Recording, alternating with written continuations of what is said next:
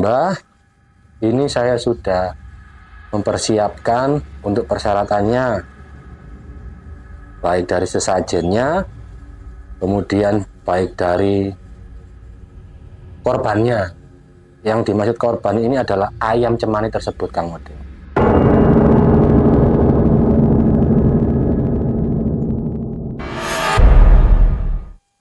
Ini ada penampakan, Kang Odeng, sosok anak kecil terlebih dahulu. Jadi lari-lari mengelilingi saya, muter gini kan, lari-lari gini. Jadi kan ini kan semacam kayak rumputan tinggi gitu loh, Kang. Jadi ini kalau rumput ini kalau ada orang jalan kan semacam Goyang ya? terdengar goyang gitu, Kang ya. Jadi gitu. Saya ini mendengarkan suara anak kecil jadi lari-lari gitu, Kang.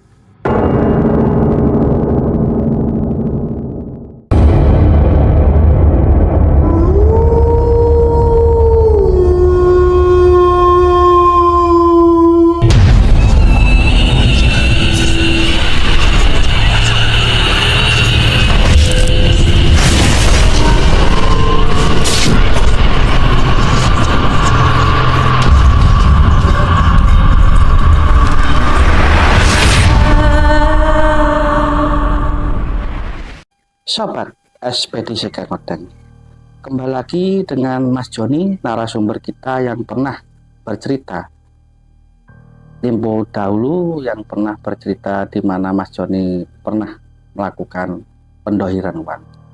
Sekarang Mas Joni akan bercerita di mana Mas Joni pernah melakukan ritual pesugihan ular. Kita sambut narasumber kita. Assalamualaikum Mas Joni. Waalaikumsalam, Kang Odeng. Gimana itu ceritanya Mas Joni? Dulu kan Mas Joni pernah berkisah, pernah ketipu lah ya. Sekarang katanya Mas Joni punya kisah yang pernah melakukan ritual pesugihan ular. Itu awal ceritanya gimana, Mas? Baik. Jadi ini kali kedua saya, Kang Odeng, datang kembali ke sini untuk mengisahkan kisah saya. Awal mula saya melakukan pesugihan siluman ular itu setelah saya melakukan pendohiran uang sebelumnya. Jadi setelah saya melakukan pendohiran uang itu, setelah waktu kurang lebih ada 6 bulanan. Itu pada tahun berapa dulu, Mas? Tahun 2018. Jadi di tahun 2018, setelah 6 bulan kemudian dari saya melakukan ritual pendohiran uang itu, saya ini diberikan informasi lagi oleh teman saya yang sama, bernama Mas Anis. Kemudian teman saya ini memberikan informasi saya kalau memang kemarin itu murni dari kesalahan kita, karena kita mudah percaya begitu, Kang Odeng. Sebelumnya kita tidak melakukan pengecekan terlebih dahulu dengan pendohiran uang tersebut. Kemudian saya diberikan informasi lagi oleh teman saya, Mas, saya ini valid info nih, Mas. Sekarang infonya sudah A1. Kalau sampean benar-benar mau dan sudah siap secara lahir batin, saya mau mengantarkan sampean ke juru kuncinya tersebut. Di daerah mana itu, Mas?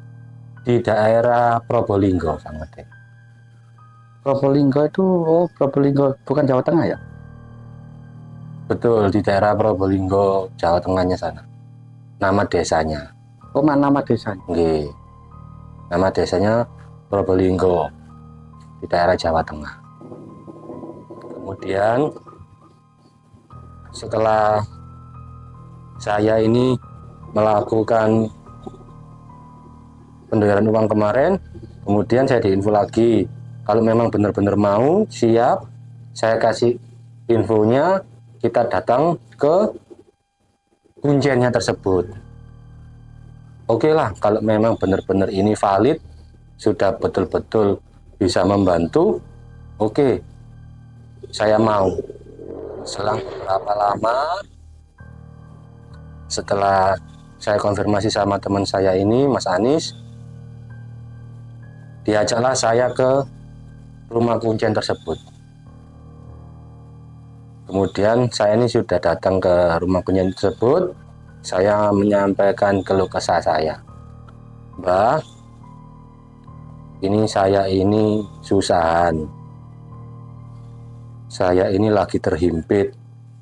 Banyak sekali yang datang ke rumah saya menagih utang saya. Banyak sekali rentenir-rentenir yang datang ke rumah saya. Saya beserta keluarga ini sudah angkat tangan, benar-benar sudah nggak sanggup. Karena sebelumnya juga saya melakukan pinjaman itu untuk saya gunakan sebagai media pendoiran uang. Kemudian si Mbah Kuncen ini namanya Mbah Timo. Mas, sampean mrene arep apa sing dikarep, kata si Mbah itu. Gini Mbah, saya ini sudah saya sampaikan tadi kalau saya butuh secara instan harta itu, baik secara uang ataupun secara apalah yang penting bisa saya gunakan untuk saya membayar lunas hutang saya. Setelah itu si Mbak Timo ini bilang ke saya, ya Mas, gampang, sampean kapan siape? Oke Mbah, kalau sekarang bagaimana? Oke, kalau sampean sekarang ingin melakukan ritual, monggo, saya bantu. Nanti malam sampean datang ke sini. Sebelum datang ke sini, sampean siapkan terlebih dahulu persyaratannya. Kemudian saya tanyalah ke Mbak Timo ini, Mbah, untuk syaratnya ini apa aja ya Mbah? Ini Mas, syaratnya Bolambe, bunga itu 7 rupa, kemudian ada teh, gula, kopi, kemudian ada sesajen, kemudian ada garam, kemudian ada dupa. Setelah itu yang paling penting adalah ayam cemani.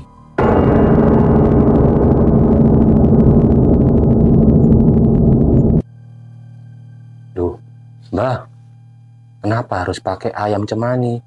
Iya Mas, karena itu adalah salah satu syaratnya. Digunakan untuk apa Mbah ayam cemani?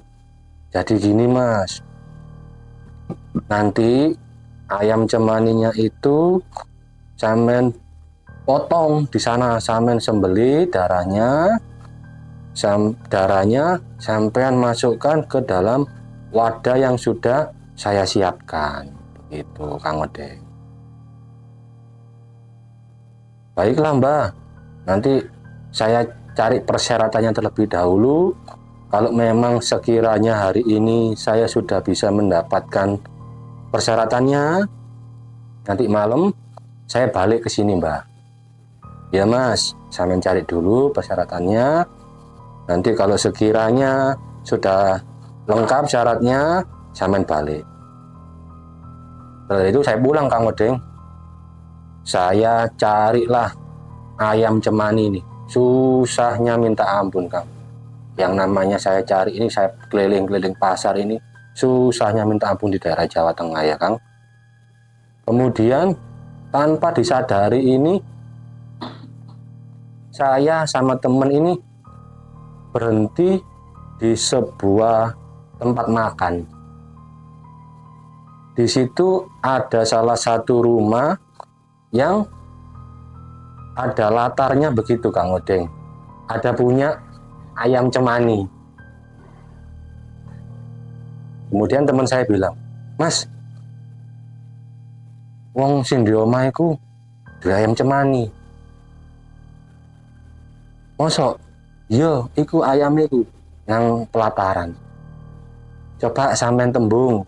Coba saya tembusi lagi, Kang, ke yang punya rumah ini. Nuwun, Pak, Bu. Iya, Mas. Ngapunten, mohon maaf. Apa ayamnya ini jenengan yang punya? Gitu, Kang, saya tanya begitu yang ke tuan rumah. Kemudian si bapak tuan rumah ini bilang, iya, Mas, arep lapo, arep gawe opo. Saya sampaikanlah ke beliaunya, bapak tuan rumah ini, Pak, mohon maaf, kalau boleh diperkenankan apa ayamnya ini dijual. Itu, Kang, saya tanya. Loh, ayamnya gak tak dol ini, Mas, ayam tak gawe ngopeni dhewe, gawe ngon-ngon. Kalau bahasa Jawanya seperti itu. Kalau orang bilangnya itu, ayam ini saya pelihara sendiri, Mas, nggak saya jual karena saya rawat dari kecil ayam ini. Saya sampaikan lagi ke beliaunya, Pak, mohon maaf, saya minta tolong, saya ini dibantu karena memang saya benar-benar butuh ayam tersebut. Setelah saya nego sama beliaunya tersebut, oke lah, deal.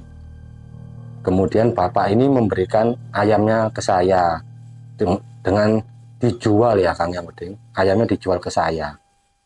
Kemudian saya memberi tebusan ayam tersebut sebesar 2 juta rupiah. Setelah itu, ini selang seminggu setelah saya dari rumah Mbak Timo tersebut.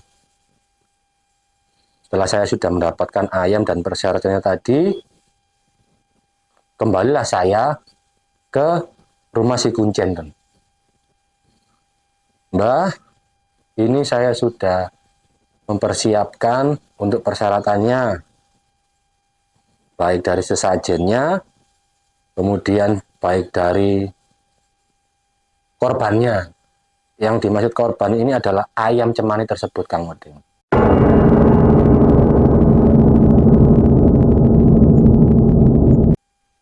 Oke, Mas, sampai tunggu di sini dulu ya.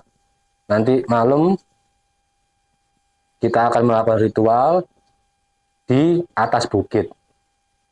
Ya, saya menunggulah di rumah beliau tersebut, di rumah Pak Kunjannya itu. Setelah saya nunggu, hari sudah malam, saya disampaikan, ayo, Mas, kita berangkat. Itu kira-kira pukul 8. Berapa orang, Mas Joni? Saya datang ke rumah Kuncen aja 2 orang, Kang Udin. Mas Joni sama temennya? Betul. Saya sama teman saya. Saya berangkat jam 8 malam dari rumah Kuncen tersebut dengan membawa sesajennya tadi. Jadi saya bawa masing-masing. Saya bawa, teman saya juga bawa. Begitu, Kang. Kemudian saya naik ke atas bukit, kurang lebih jaraknya dari rumah Kuncen itu kisaran 10 menitan. Di belakang rumahnya? Betul, di daerah belakang rumahnya Kuncen tersebut. Karena rumah Kuncen tersebut agak naik di atas bukit, Kang Weding. Sebelumnya juga saya belum pernah ke tempat itu dan belum pernah dikasih tahu ritualnya di tempat itu, begitu, Kang Weding. Kemudian singkat cerita, tibalah saya di lokasi pemujaan tersebut, di sebuah petilasan yang memang dikategorikan oleh orang-orang sekitaran warga itu adalah memang sangat angker. Begitu, Kang. Dan kalau pun ada warga-warga yang sekiranya datang ke situ aneh-aneh, pasti tidak lama akan mengalami musibah. Begitu, Kang Wedin. Jadi sebelum saya melakukan ritual di atas bukit tadi, saya dimandikan terlebih dahulu Kang Odeng bersama teman saya ini di kediaman kuncinya tersebut. Setelah saya dimandikan, saya berangkat jam 8 tadi, kisaran 10 menit, saya sampai di lokasi. Kemudian saya ini digelari sebuah kain, semacam alas begitu Kang Odeng. Untuk saya duduki sebagai wadah ritual saya. Di depan saya ada sesajennya, ada kembang 7 rupa semacam ubur ambit tadi, kemudian ada teh, kopi, gula, garam, dan menyan tadi, beserta ayam cemani. Ada gelas kosong juga. Di situ saya dibawahi pisau untuk memotong ayam tersebut. Setelah saya diberikan pejangan sebelum melakukan ritual bersama teman saya ini beda tempat. Jadi saya ada di kubu sebelah kiri, petilasan sebelah kiri, teman saya ada di petilasan yang sebelah kanan. Satu tempat beda Ada jaraknya aja ya? Iya, betul Kang Odeng, ada jaraknya saja. Setelah itu si Mbak ini duduk di antara tengah-tengah kami. Jadi tidak di saya, tidak di teman saya. Duduk di tengah-tengah itu sambil, kalau saya lihat itu merapalkan sebuah bacaan-bacaan lah Kang Odeng. Saya juga tidak tahu apa yang dirapalkan begitu. Setelah beliaunya melakukan bacaan rapalan-rapalan seperti itu, beliaunya ini mendatangi teman saya terlebih dahulu. 5 menit kemudian, beliaunya nyamperin saya, menyatakan gini, "Mas, sampean sudah siap ya, secara lahir batin. Engko lek sekirane sampean ditemui ambek makhluk opo ae, sampean digodho makhluk opo ae, sampean ndak usah digubris. Karena sampean fokusnya sampean di ular, di siluman ularnya itu Kang Odeng." Baik Mbak, saya mengatakan seperti itu. Nanti sekiranya kalau ada hal-hal gangguan-gangguan yang sekiranya itu saya coba fokuskan, karena kan tujuan saya memang ingin memiliki harta, langsung ketemu dengan ular tersebut begitu Kang Odeng. Singkat cerita, disampaikanlah, "Mas, nanti lek tak tinggal sampean bacaan rapalan iki." Saya dikasih sebuah kertas, secari kertas begitu Kang.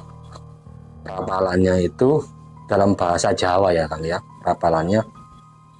Sampean woco Mas. Sembari sampean membaca, sampean ini memotong ayam.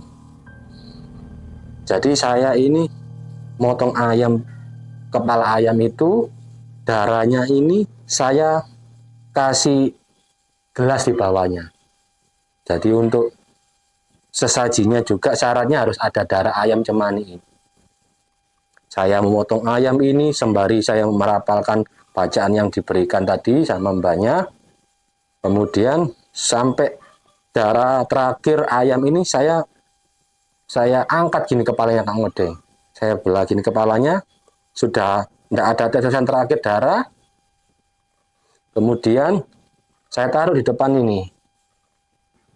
Setelah itu syarat keduanya, saya harus mencampurkan darah saya setetes sebagai pelengkap untuk memanggil siluman ular tersebut Kang Odeng.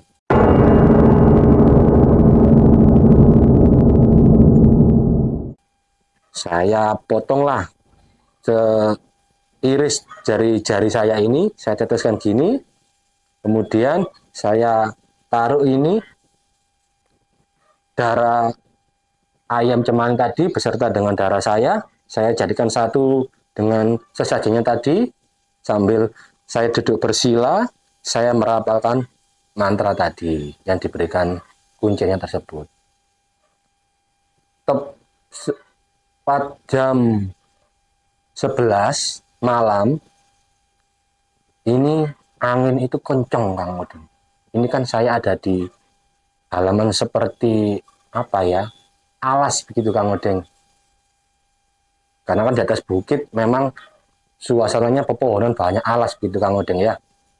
Ini tiba-tiba jam 11 malam ini angin kenceng. Gitu Kang Udin. Saya diem aja sembari merapalkan mantra sambil fokus tadi. Setelah itu kisaran menurut saya Kang Udin, karena saya tidak bawa jam tangan atau nggak bawa yang bisa melihat jam berapa, kisaran saya jam 12 itu ini ada penampakan Kang Udin. Sosok anak kecil terlebih dahulu. Jadi lari-lari mengelilingi saya. Muter gini kan. Lari-lari gini. Jadi kan ini kan semacam kayak rumputan tinggi gitu loh Kang. Jadi ini kalau rumput ini kalau ada orang jalan kan semacam Goyang ya? terdengar goyang gitu Kang ya. Jadi gitu. Saya ini mendengarkan suara anak kecil jadi lari-lari gitu Kang.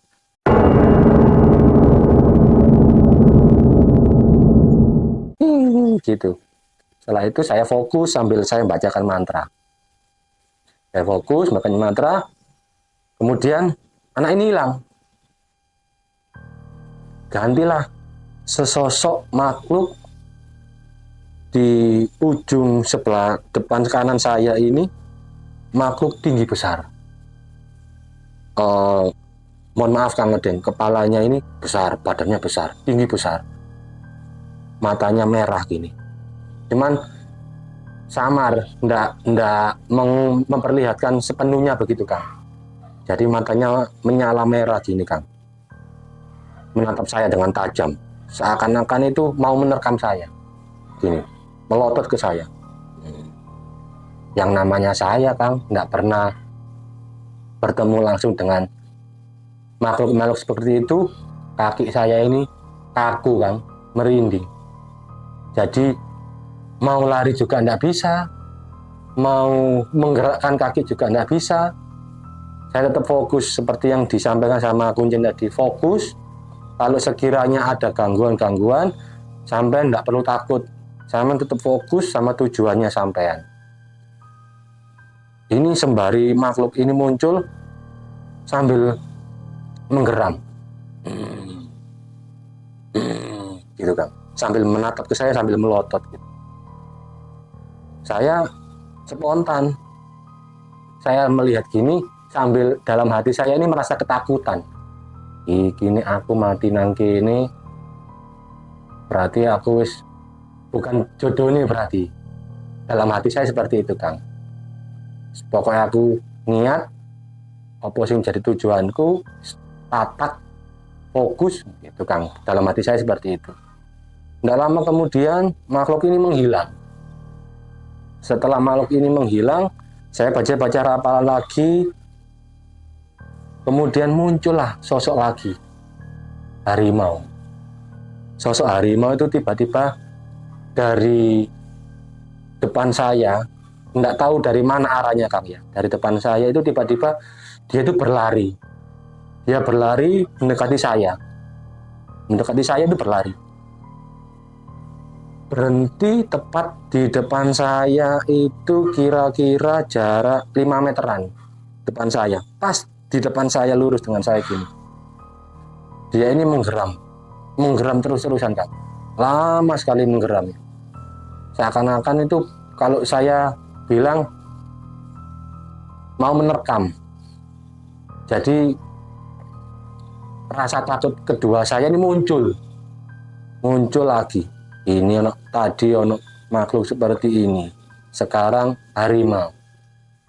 Saya fokus lagi. Dalam pikiran saya ini sudah kacau, sudah tidak bisa dikatakan antara takut, lari, atau sudah pasrah begitu Kang. Saya ini pokoknya fokus apa yang menjadi tujuan saya. Sembari menggeram, Saya ini ngomong dalam hati saya begini, ngapunten, Mbah, saya ini di sini ingin mencari harta, ingin mencari kekayaan. Kalau sekiranya saya bisa dibantu, saya tolong dibantu. Tiba-tiba setelah saya ngomong begitu, harimau ini hilang, Kang. Harimau ini hilang. Kemudian saya lanjutlah baca mantra lagi ya, Kang. Baca mantra lagi. Kisaran jam 1 atau jam 2-an begitu, Kang. Ini angin datang lagi, kenceng, lebih kenceng dari yang pertama. Dengan ada suara gemuruh, sembari ada suara ular berdesis gitu, Kang. Gitu. Ini yang namanya rerumputan itu goyang semua, Kang. Depan saya ini, belakang, kiri, kanan ini goyang semua. Pertama saya ini bingung, ini siapa lagi yang mau datang? Dalam hati saya begitu. Saya dengan rasa takut, tetap saya nekat, saya bacakan rapalan mantra tadi yang diberikan. Semakin kenceng rasa takut saya, semakin kenceng pula saya membaca. Setelah itu, sosok ular ini tiba-tiba melingkari saya begini, Kang. Melingkari saya. Nggak tahu berapa panjangnya saya, Kang. Besar itu, Mas? Besar sekali, Kang, ularnya. Melingkari saya gini. Kemudian setelah melingkari saya, kisaran jarak 2-3 meter mungkin, Kang. Kepalanya itu langsung naik ke atas saya gini. Dengan mata merah. Kepalanya besar. Langsung naik. Ular tersebut pertama mendesis, Kang. Sembari mendesis itu, dia memakan sesajen yang tadi. Jadi sesajennya itu ketika dilingkar, ini perlahan-lahan ini kayak semacam habis gitu, Kang. Tapi nggak kelihatan dimakan. Nggak kelihatan. Tiba-tiba habis. Tiba-tiba habis, Kang. Jadi secara kasat mata saya, Kang, ya, ini nggak dimakan oleh ularnya begitu, Kang. Tapi tiba-tiba ini habis, tinggal berkurang gitu. Sampai pada sesajennya ini sudah habis, sudah bersih semuanya, barulah si ular ini ngomong ke saya, "Lapo awakmu mrene? Opo panjalukan?" Begitu, Kang, ngomong ke saya begitu. Suaranya itu laki apa perempuan? Suaranya laki. Begitu, Kang. Setelah itu saya ngomong, "Mbah, kula niki arep njaluk tulung nang panjenengan. Kula niki nedhi harta, nedhi kekayaan sing instan." Begitu, Kang Odeng, saya ngomong ke makhluk tersebut begitu. Ular tersebut mendesis, kemudian setelah mendesis itu ngomong gini, Kang, "Yo, aku njaluk bojomu." Langsung seketika itu juga saya spontan, Kang, ya, langsung ngomong, "Enggak," gitu, Kang. Enggak iso. Secara naluri saya memang manusia, saya tidak mungkin mengorbankan istri saya begitu, Kang, ya. Hanya untuk kepentingan pribadi saya. Setelah itu, setelah saya ngomong, enggak iso, tiba-tiba, Kang, itu sudah langsung menghilang si ular tersebut. Langsung sekejap mata hilang. Kemudian tepat suara azan, sholat begitulah, Kang. Subuh ya? Iya. Si kuncen ini datang menghampiri saya. "Iya, Mas, mau ketemu?" Sampun mbak, pun ketemu. Cuman saya ndak mengikuti apa yang diinginkan. Lah, terus ya opo? Jawab si mbak tersebut. Ya iya mbak, karena si makhluk ini menginginkan istri saya. Ya wis toh, lah nek memang tujuanmu seperti itu ya wis, sampean harus ikhlas pada tujuan utamanya sampean opo, begitu kata si mbahnya ke saya. Ya mbah ngapunten nek wonten tumbale wonten mbah, kula mboten saged, saya tidak bisa mbah untuk memenuhi persyaratannya, begitu Kang Ode. Tapi si Kuncen tadi pertama nggak ngomong kalau itu nanti ada tumbal. Tidak ngomong, hanya menyampaikan ke saya begini Kang Ode. Mas, engko lek wis ketemu ambek makhluke, sampean ngomong, sampai nopo sing jadi kepingin sampean. Kuncen tidak mengatakan. Si Kuncen ini tidak mengatakan Kang Odeng ke saya bahwasanya kalau ada tumbal yang diberikan begitu. Masya Allah. Itu kalau boleh tahu tempat persisnya di mana? Kan Jawa Tengah ya? Nggih, Kang Odeng. Probolinggo. Nggih, Probolinggo desa Probo. Oh, Desa Progo. Nggih. Jawa Tengah daerah mana itu? Jawa Tengahnya saya di daerah Semarang. Semarang. Nggih. Desa Progo ya. Nggih. Masya Allah. Ya itulah sobat. Ini kisah dari Mas Joni ya. Nggih, Kang Odeng. Yang kedua kali. Mas Joni ini mencari pesugihan berapa kali Mas Joni? Sudah 2 kali ini Kang Odeng. 2 kali yang terakhir itu ya. Nggih. Siluman ular itu ya. Betul Kang Odeng. Iya Mas Joni. Termasuk itu gagal lah Mas ya.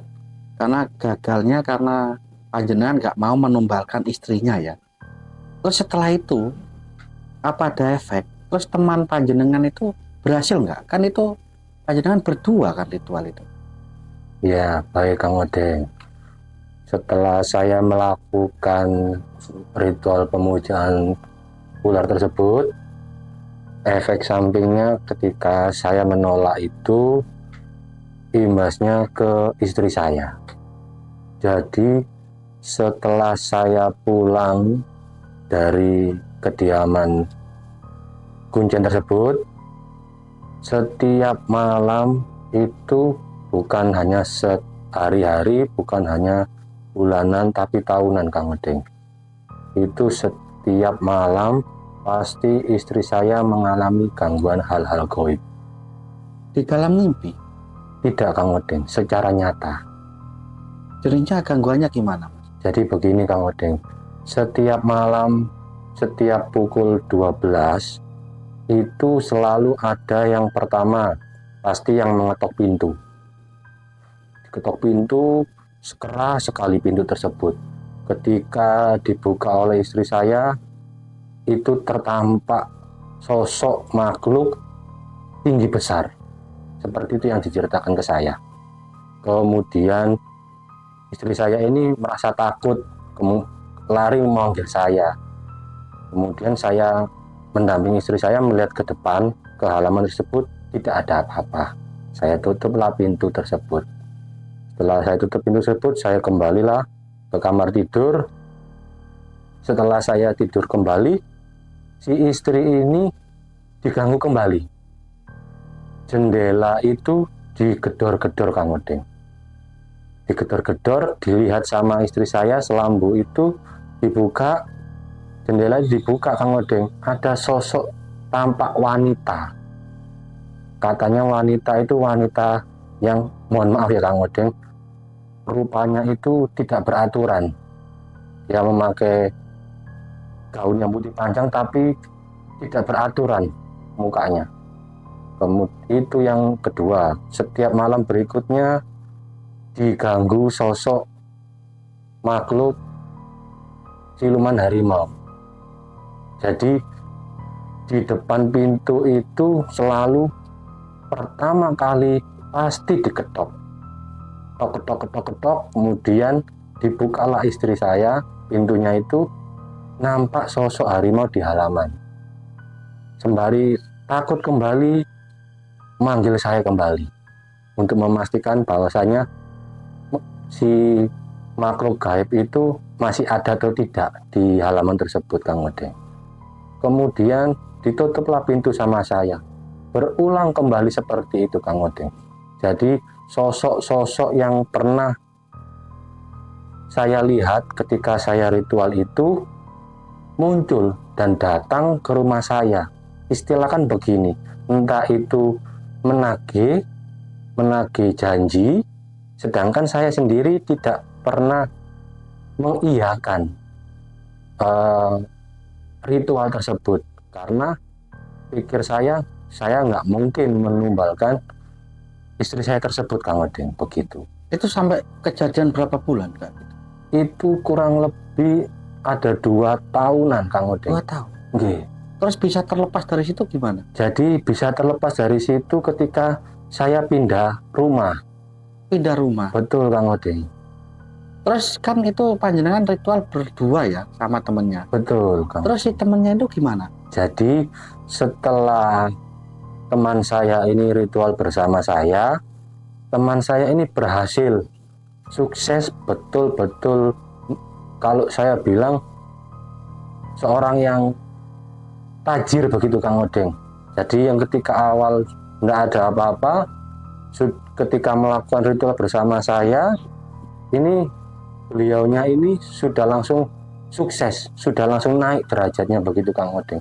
Sudah punya tempat kediaman, punya mobil mewah, punya harta, begitu, Kang Odeng. Tapi ada nggak keluarganya temannya Mas John ini ada yang meninggal?